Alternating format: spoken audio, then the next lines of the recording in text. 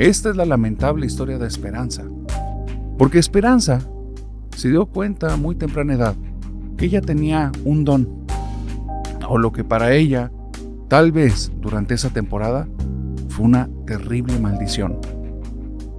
Esperanza vivía en casa con sus papás.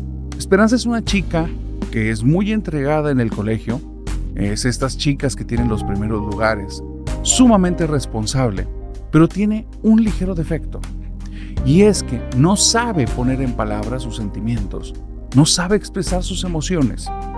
Por eso, todos los horrores que vivió en esta casa jamás se los pudo explicar a mamá y a papá. Ya han pasado muchos años. Esperanza al día de hoy tiene 54 años y ella es la que me ha hecho llegar la historia. Lo que le ocurría en esta casa eran cosas abrumadoramente pesadas, eran cosas terribles, cosas que no quisieras que le ocurriera absolutamente a nadie, muchísimo menos a alguien que tú quieras. Y probablemente, si te ocurrieran a ti o a mí, no saldríamos cuerdos de esto. Resulta que en la casa de Esperanza, durante 2 años, no ocurrió absolutamente nada. Sin embargo, un día comenzó a tener como una sensibilidad, se pudiera decir. La sensibilidad con este mundo paranormal, con esta realidad invisible con la que parece que convivimos, o parece así en estos tipos de relatos, parece que empezó a tener un coqueteo, una cercanía, un cierto acercamiento a la pobre de Esperanza. Ella, cuando estaba en casa, comenzó a notar que por el rabillo del ojo se movían cosas. Cuando volteaba, al principio no veía nada. Pero conforme fueron avanzando los días, empezó a darse cuenta que en los lugares que estaban totalmente oscuros en esta casa, si le prestaba mucha atención a la periferia ocular, comenzaba a ver algo que se empezaba a acercar hacia ella. Fueron avanzando los días, ella fue perdiendo la tranquilidad. Como te digo, no se lo podía expresar a sus papás, no sabía cómo llevar esto a palabras. Y eso se volvió cada vez peor, porque lo que no tenía forma y solo veía algún tipo de movimiento acercándose, poco a poco comenzó a tener una forma definida. Y es que en los lugares a donde no llegaba la luz en esa casa, aparecían manos, muchísimas.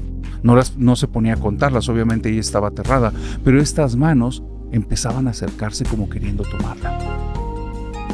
Esperanza es una niña, tiene cerca de 7, 8, 9 años. No sabe qué hacer con esto. Lo único que empieza a hacer es como un tipo de supervivencia. Tener las luces prendidas, lo cual ya le ha molestado a papá y a mamá. Empezar a buscar estar fuera de la casa el mayor tiempo posible, pero de repente no hay excusas suficientes y tiene que pasar ahí mucho tiempo. Papá y mamá, por alguna situación relacionada al trabajo, no podían estar ahí en casa, lo que hacía que ella pasara largas jornadas en ese terrible lugar. Pudo encontrar un lugar en el que mínimo cuando había sol podía estar tranquila: las escaleras que llevaban al segundo piso. Había algún tipo de tragaluz, algún tipo de ventana grande.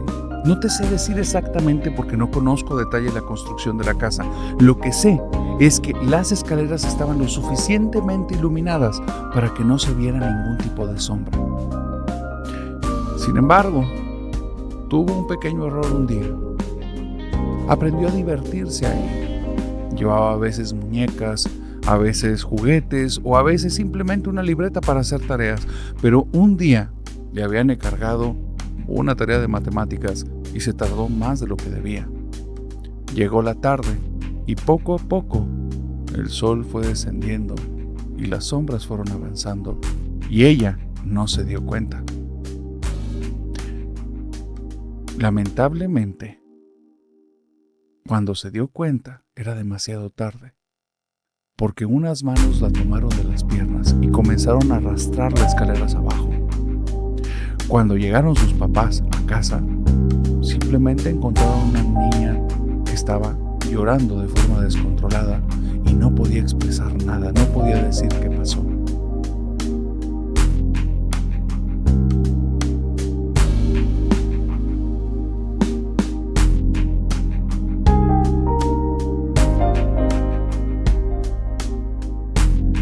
Esperanza, y su padre vive en una historia llena de misterio relacionada con la Casa de la Sombra.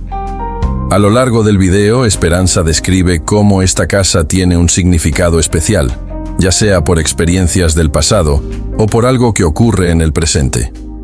Su padre, de alguna manera, también está involucrado en esta historia, ya sea como alguien que conoce el lugar o que tiene una conexión emocional con él.